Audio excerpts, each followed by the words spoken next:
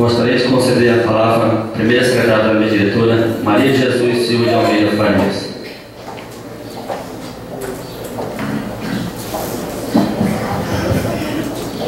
Mais uma vez, bom dia a todos, que todos sejam bem-vindos e bem-vindas.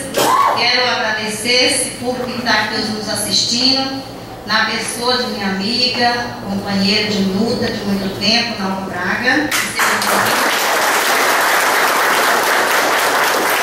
Quero cumprimentar todos os funcionários dessa casa, quero cumprimentar os vereadores, na pessoa desses dois integrantes que estão hoje assumindo essa Casa de Lei, o seu João Soares e Antônio José. Seja bem-vindo, seu João Soares, seja bem-vindo, Antônio José, para essa luta que não é fácil, mas que é compromisso nosso. Dizer aos senhores que hoje eu estou me sentindo muito feliz em olhar para esse plenário e ver cheio. E convido aos senhores que nas próximas sessões que vocês se façam presente para ver como é o andamento, para ver como é o trabalho do vereador. E vocês estarem participando e da inteirada da situação, como é que funciona.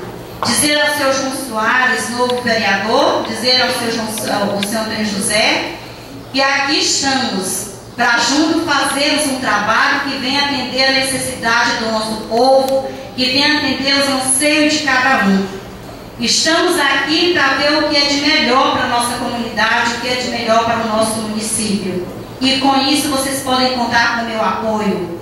Lamento também a perda do nosso amigo Ismar e do amigo Aparecido. Mas, consequentemente, como já disse o colega, não é novidade para ele saber da perda e do risco que ele estava correndo. E, enfim, gente, eu quero dizer a vocês, falar da alegria de vocês estar conosco. E sejam bem-vindos. E até a próxima sessão.